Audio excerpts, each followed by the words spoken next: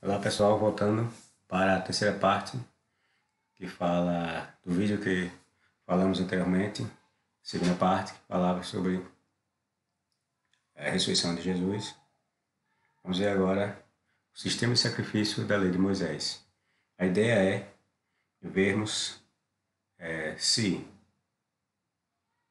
aquilo que os evangelistas disseram sobre Jesus, sobre a forma como ele morreu, que seria sobre o pretexto de um sacrifício, se encaixa nas regras estabelecidas na lei de Moisés.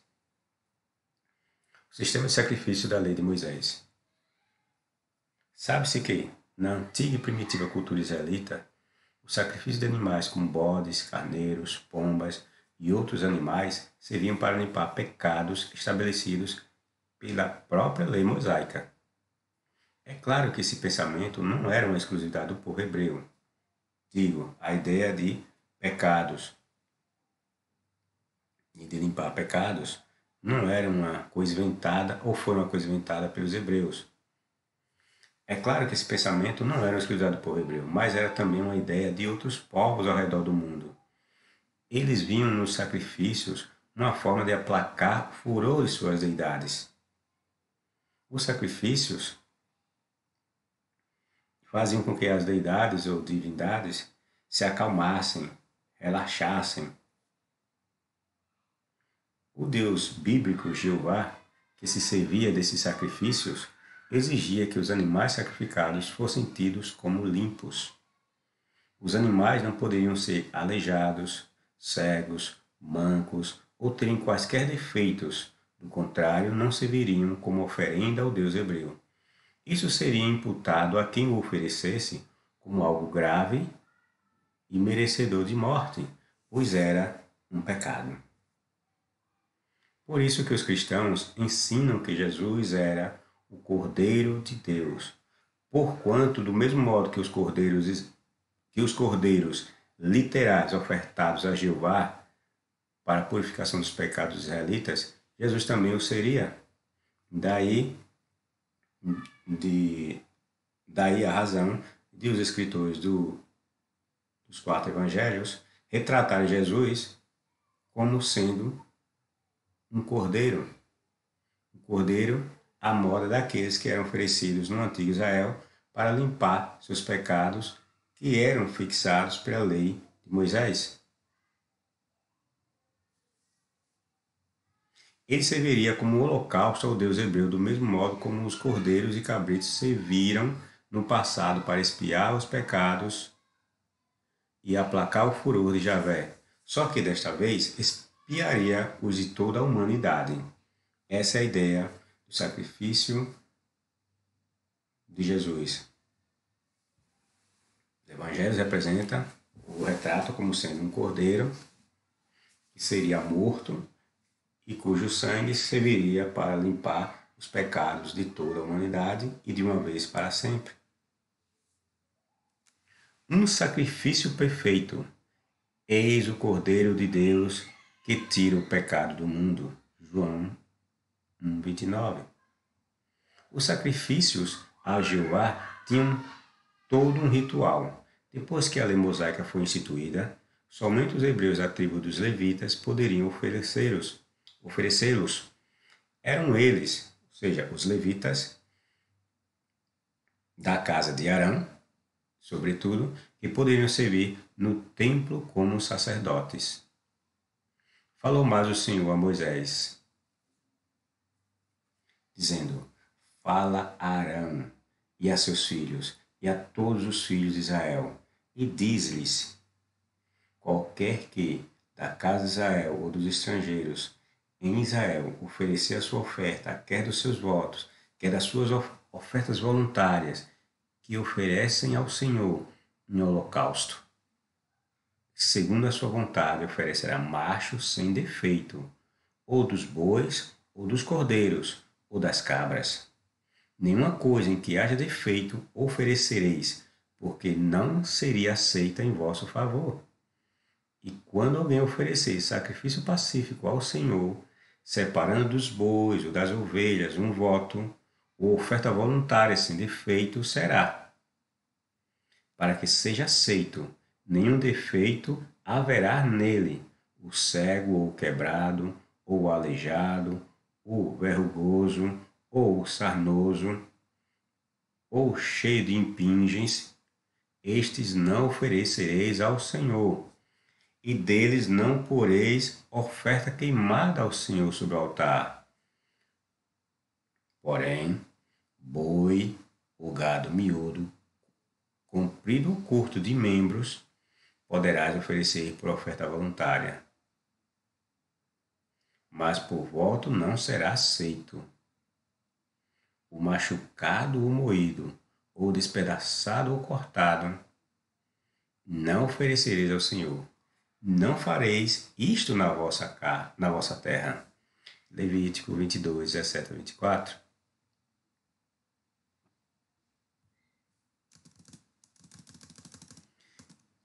E porá sua mão sobre a cabeça da oferta de expiação do pecado e a degolará por oferta pelo pecado, no lugar onde se degola o holocausto. Depois o sacerdote com seu dedo tomará do sangue da expiação do pecado e o porá sobre as pontas do altar do holocausto. Então todo o restante do seu sangue derramará na base do altar e tirará toda a sua gordura, como se tira a gordura do cordeiro do sacrifício pacífico. E o sacerdote a queimará sobre o altar, em cima das ofertas queimadas do Senhor. Assim o sacerdote por ele fará expiação dos seus pecados que cometeu, e ele será perdoado. Levítico 4, versos 33 a 35. Os animais no ritual sacrificial hebreu eram retalhados e seu sangue era jogado no altar de holocaustos ou sacrifícios. Suas vísceras eram expostas, enquanto que o fogo consumia o sacrifício por inteiro. Quando paramos para observar esses detalhes, vemos que tudo isso era um ritual grotesco e de extrema barbaridade. E nojento também.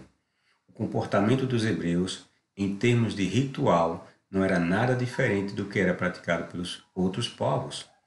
Seus vizinhos, os cananeus, segundo as narrativas bíblicas, tinham esse mesmo comportamento quando ofereciam suas oblações aos seus deuses. Essas coisas não foram inventadas pelos hebreus. Os povos ali em volta também faziam a mesma coisa. Os sacrifícios, portanto, na concepção hebraica e sob a égide da lei de Moisés, tinham que ser oferecidos por aquele que tinha legitimidade para tanto. Nenhum hebreu, por conta própria, depois que a lei mosaica foi implantada, poderia oferecer sacrifícios a Jeová, pois, como já dito acima, somente os levitas, como tribo escolhida para exercer o sacerdócio perpétuo, a partir daquele momento, gozariam desse direito sagrado, se é que isso poderia ser chamado de direito. Tratava-se de fato de um privilégio. Em toda a sociedade que se diz justa, direito, quando há, é estendido a todos, e não a um determinado indivíduo ou classe. Privilégios, quando há, excluem uns e beneficiam uns poucos. Favoritismo é um traço típico de humanos. Somos nós que fazemos predileções e ou preferências. Era a lei que tinha caráter perpétuo, que estabelecia todas as diretrizes e ordenanças ligadas às oferendas e aos holocaustos. E como se acreditava que a lei havia sido entregue pelo próprio Deus no monte sagrado, descumprir tais ditames era o mesmo que desobedecer à divindade hebreia.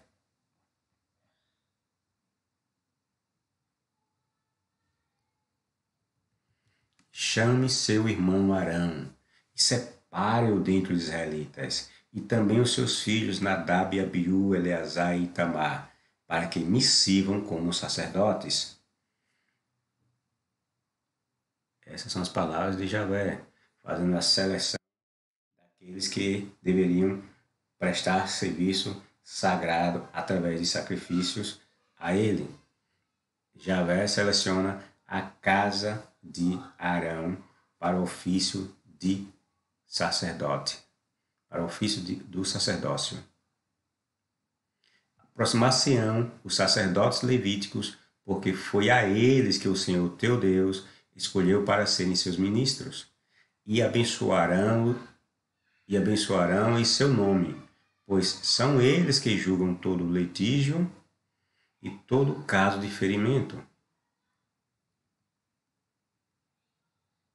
Os sacerdotes seriam também como juízes. Você levará os levitas para a frente da tenda do encontro e reunirá toda a comunidade de Israel. A tenda do encontro é aquele tabernáculo que eles supostamente criaram lá no deserto. Levará os levitas à presença do Senhor, e os israelitas imporão as mãos sobre eles. Arão apresentará os levitas ao Senhor como oferta ritualmente movida da parte dos israelitas. Eles serão dedicados ao trabalho do Senhor. Se a oferta for um holocausto do rebanho, quer de cordeiro, quer de cabritos, oferecerá um macho sem defeito. O animal será morto no lado norte do altar, perante o Senhor. Os sacerdotes, descendentes de Arão, derramarão sangue nos lados do altar. Moisés e seus irmãos eram da tribo dos levitas. Não foi por nada que lhes foram dados o privilégio de não trabalhar, mas tão somente viverem dos sacrifícios, sob o pretexto de que estes não teriam as terras dos cananeus repartidas entre os israelitas. Eles não teriam herança como as demais tribos. O povo hebreu era dividido em 12 tribos. As 11 receberiam as terras dos cananeus, enquanto que essa outra tribo formada pelos levitas não receberiam herança ou parte dessas terras. Vale ressaltar que isso não é verdade, pois os levitas tiveram sim propriedades e terras. Eles herdaram sim as terras que eram dos cananeus. Basta verificarmos em detalhes as passagens bíblicas e nós veremos esses levitas recebendo sim terras, recebendo até cidades, as chamadas cidades de refúgio. A prática do nepotismo vem de longe, mesmo entre os do povo do verdadeiro Deus. Toda contribuição sagrada, você vê que aí é um verdadeiro nepotismo, né? É beneficiar os seus próprios parentes, dar cargos importantes. Arão e seus filhos, só eles que poderiam ser sacerdotes. Moisés era levita, Arão era levita, Moisés era líder entre os hebreus. O seu irmão Arão era sacerdote. Moisés funcionava como um rei, seu irmão era um sacerdote. E naquela época, quais eram as classes mais poderosas que haviam? Reis e sacerdotes. Toda a contribuição sagrada dos israelitas que for apresentada ao sacerdote deve se tornar dele.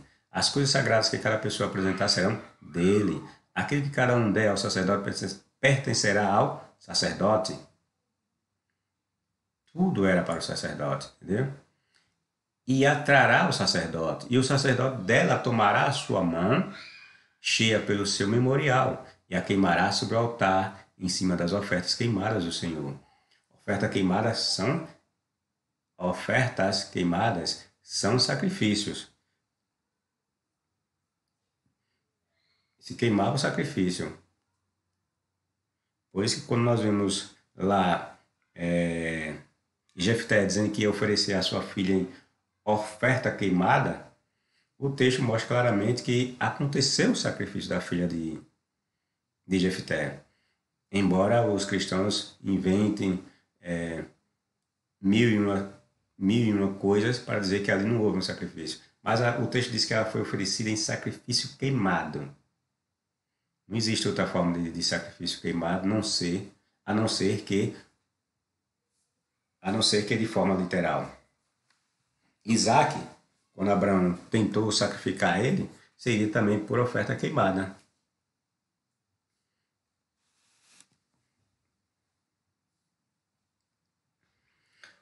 Expiação de pecado assim o sacerdote por ela fará expiação do seu pecado, que cometeu em alguma destas coisas, e lhe será perdoado. e o restante será do sacerdote. Restante de quê? Das sobras do sacrifício, sem ficar com o sacerdote, como a oferta de alimentos. Levítico capítulo 5, versos 9 a 13. É bom lembrar também que antes da lei de Moisés, os hebreus não ofereciam sacrifícios por pecados, mas tão somente holocaustos de agradecimento por terem tido, em determinada época, boas colheitas, restabelecimento da saúde, paz, fertilidade, ou aqueles que serviam apenas para apaziguar a ira do Deus israelita. Eu falo em Deus israelita porque o texto é montado na ideia de um Deus, a partir da ideia de um escritor monoteísta. Daí falarmos da ira do Deus israelita. Na verdade, o que os hebreus faziam era adoração a vários deuses. O que ocorreria se cada hebreu resolvesse oferecer seus próprios sacrifícios, como antigamente, e decidissem onde e quando oferecê-los? Ora, por certo, os privilegiados levitas teriam que trabalhar para ter seu sustento, já que ninguém levava o sacrifício, daí ele não ia tirar sobras melhores para eles, né? Então eles teriam que finalmente ter que trabalhar, já que quem era levita não podia trabalhar, porque eles se dedicavam somente às obras do Senhor. Vocês viram aí no texto, né? Então era isso que ia acontecer. E isso, sacerdote algum estava disposto a fazer. Quem queria comer do suor do próprio rosto e lutar contra uma terra que produzia abrolhos e espinhos? Está lá em Gênesis, né?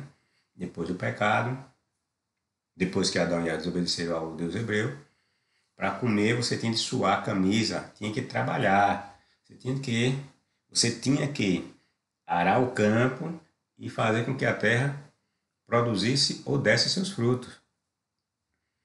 Trabalhar para o hebreu era algo maldito, porque foi Deus que impôs esse castigo.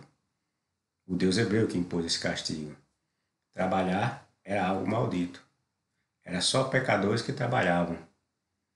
Os sacerdotes se viam como pessoas privilegiadas, pessoas mais próximas à divindade, então não deveriam trabalhar. Pessoas que deveriam trabalhar para eles. Entenderam? Pois bem, além disso, trabalhar era algo que só amaldiçoados deveriam fazer. Gênesis 3, 17 e 19, como eu acabei de falar. Daí a esperteza de quem escreveu o Pentateuco, ou seja, os primeiros 5 livros dos hebreus. A esperteza se dá em dizer que o ofício sacerdotal era sagrado e uma ordenança divina. Impor o medo aos menos letrados, ou seja, às massas, era a chave para se conseguir e se manter um privilégio como esse. É colocar o divino, né? Não fui eu que criei, foi o divino que disse que esse meu ofício é sagrado, é uma dedicação para com ele. E a obediência à divindade era obrigatória. As pessoas temiam o divino. Dessa mesma espertice se serviram os reis. Estes, muitas das vezes, se autoproclamavam filhos de Deus ou representantes do divino, ou seja, diziam ter origem divina e, portanto, deveriam ser respeitados, adorados e nunca questionados, conforme ao mandado da lei que te ensinarem, e conforme ao juízo que te disserem, farás da palavra que te anunciarem, te não desviarás, nem para a direita, nem para a esquerda. O homem, pois, que se houver soberbamente, não dando ouvidos ao sacerdote, que está ali para servir ao Senhor teu Deus, nem ao juiz, esse homem morrerá. E tirarás o mal de Israel, para que todo o povo ouça e tema, e nunca mais se ensoberbeça. Deuteronômio 17, 11 e 13. Perceberam? A ideia qual é? É divinizar o sacerdote a ponto de que suas decisões sejam entendidas como vindas de Deus. E tais decisões, como vindas de Deus, não poderiam ser questionadas, nem colocadas em dúvidas. Elas tinham o condão da legitimidade. Não poderiam ser questionadas. E quem as questionasse, veja o que é que diz o texto: o homem morrerá. O juiz, nesse caso aqui era o sacerdote funcionava como juiz, né? E também como rei, muitas das vezes. Então, suas declarações eram tidas como vindas diretamente de Deus, e, portanto, deveriam ser obedecidas sob pena de morte. É isso aí, pessoal. Terceiro vídeo falando sobre a sistemática da lei de Moisés, fazendo um paralelo dela com o suposto sacrifício de Jesus. Até o próximo vídeo. É a quarta parte.